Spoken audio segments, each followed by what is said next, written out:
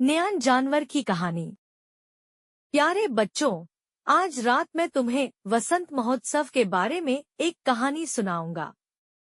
इस कहानी में नियान नामक एक क्रूर राक्षस है और इसकी कहानी भी हमारे वार्षिक वसंत महोत्सव रीति रिवाजों से निकटता से संबंधित है। बहुत समय पहले एक शांत छोटे से गांव में कई दयालु ग्रामीण रहते थे। हर कोई हर दिन शांति और खुशी से रहता था, खेती करता था, परिवारों का पालन पोषण करता था और छोटे जानवरों का पालन पोषण करता था। हालांकि हर साल 12वें चंद्र महीने के आखिरी दिन उनका मूड तनावपूर्ण हो जाता था, क्योंकि गांव में एक भयानक किंवदंती घूम रही थी। साल के इस समय राक्षस नियान पहाड़ों से बाहर भाग जाता था और विनाश करना शुरू कर देता था। सब कुछ।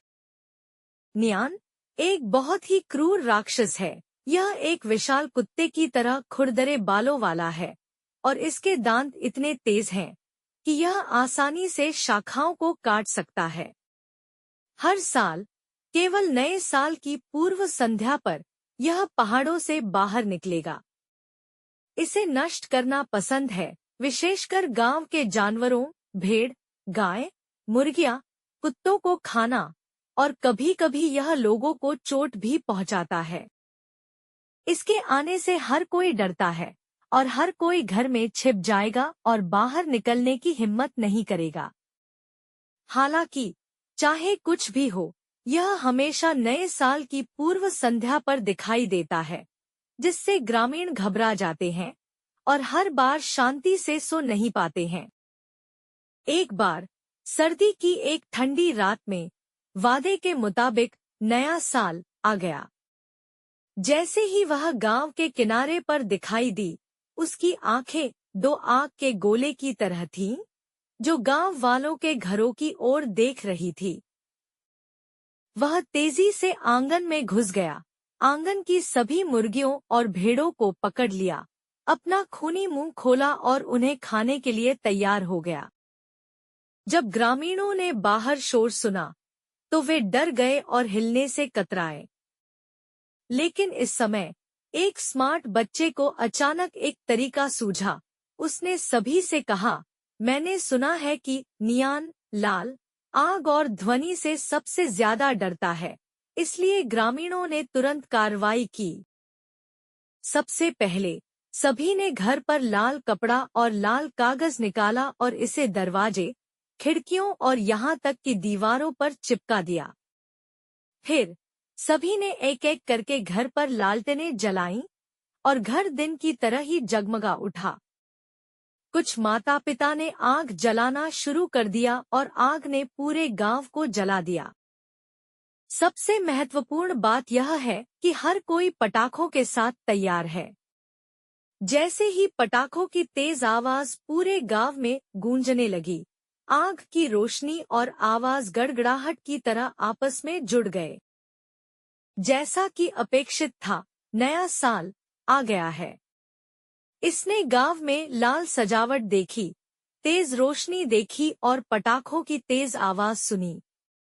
उसने गांव के करीब पहुंचने की कोशिश की, लेकिन जैसे ही वह दरवाजे के करीब पहुंचा, उसे लाल कागज, लालटेन और चमकती आग की रोशनी देखकर बहुत बेचैनी महसूस हुई।